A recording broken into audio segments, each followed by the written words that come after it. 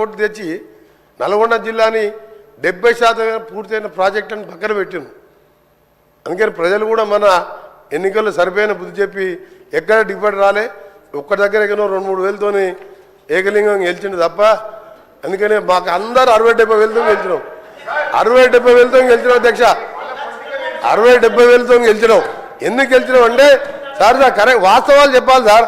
60-70 వేలతో ప్రతి MLA nomination వేస్తే 60-70 వేలతో గెలిచినాం. నల్గొండ పార్లమెంట్ సభ్యుడు భారతదేశంలో సౌత్ ఇండియాలో 5,75,000 ఓట్లతో గెలిచిందంటే మా ప్రజలు గత ప్రభుత్వం మీద ఎంత కసిగా ఉన్నారో అది ఎగ్జాంపుల్ సార్ దగ్గర. అందుకనే మీ ద్వారా మా మంత్రి గారిని, ఫైనాన్స్ మినిస్టర్ గారిని, గౌరవ ముఖ్యమంత్రి గారిని గ్రీన్ ఛానల్లో నల్గొండ జిల్లా అంటే ప్రపంచ పటంలో ఫ్లోరైడ్ నీళ్లు, మూసీ నీళ్లతో దుర్భర పరిస్థితిలో బతుకుతున్న జిల్లా.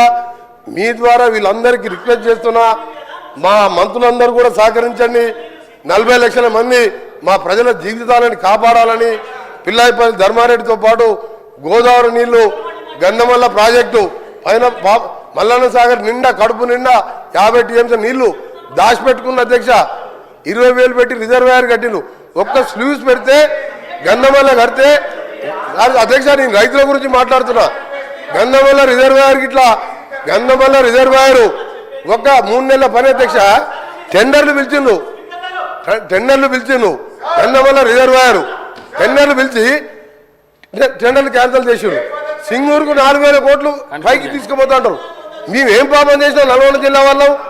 గంధమల్ల విజిట్ ఒక 800 కోట్లతోని 1.5 టీఎంసీ కెపాసిటీ 1.5 కెపాసిటీతోని 1,50,000 ఎకరాలు ఆలేరు కాన్స్టిట్యుయెన్సీ లో మాకు నీళ్ళు వచ్చాయి అధ్యక్ష.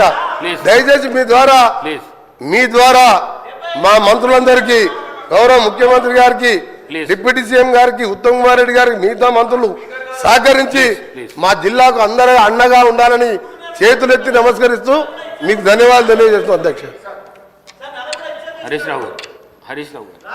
గౌరవ స్పీకర్ గారికి దయచేసి, ఎందుకంటే ఇక్కడ పెద్దలు పోచారం శ్రీనివాసరెడ్డి గారు స్పీకర్గా పనిచేసిన వాళ్ళు కూడా చాలామంది ఉన్నారు. Cabinet is a collective decision.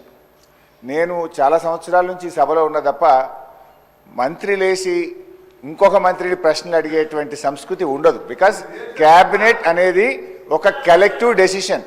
మంత్రి అనేది ఒక పోర్ట్ఫోలియో చూసినా అన్ని శాఖలకు సమానమైనటువంటి బాధ్యతను మంత్రి కలిగి ఉంటాడు.